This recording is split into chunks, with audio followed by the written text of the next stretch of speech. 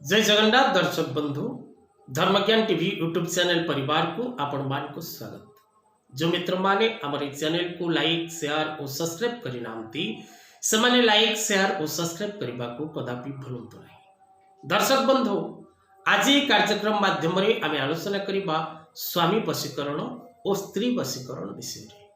जदि आपण निज वैवाहिक दाम्पत्य जीवन रे निज स्वामी बा निज स्त्री को नहीं अशांति अच्छी बद अच्छी मानसिक चापर अच्छी तेबे आपण ये उपायटी को करंतु निश्चित भाव में आपण को पूर्ण सफलता मिलिबो एवं आपण निश्चित भाव में निज परिवार को सजाड़बारे सक्षम हेबे।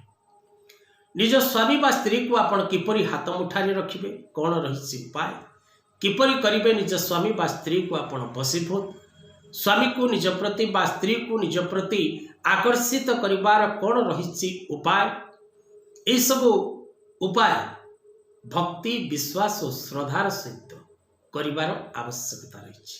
जदि आपणकर मन भितर विश्वास नहीं श्रद्धा नहीं भक्ति नहीं तेबे आपण कदापि करंतु नहीं, कारण आपण निकट रे उपस्थापन करुथिबा ये विषय वस्तु शास्त्र प्रमाणित एवं शास्त्र रे विधिवत भाव रे लिपिबद्ध कौन मनगढ़ा कहानी आपण निकट रे उपस्थापन करा जाऊ नाही।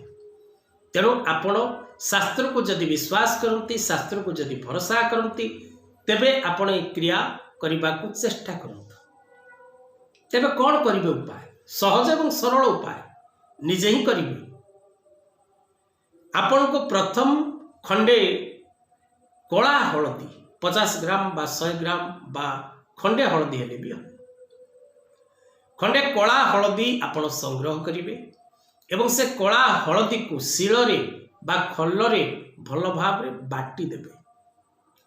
से हलदी बटा को चुपुड़ी की आपण सेथिरु काली बाहर करिवे एवं सही काली रे भुजपत्र उपरे वशीकरण मंत्र किंबा वशीकरण जंत्र प्रस्तुत करिवे।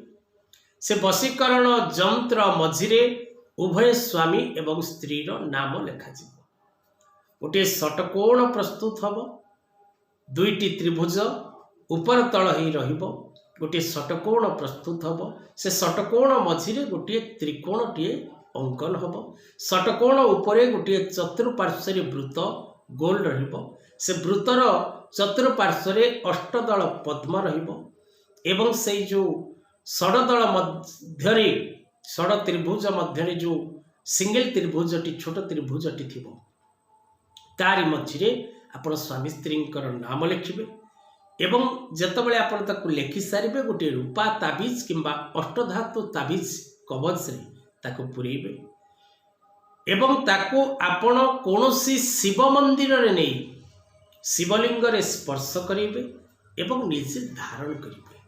सरल उपाय सहज उपाय विश्वास सहित करिबार आवश्यकता रही।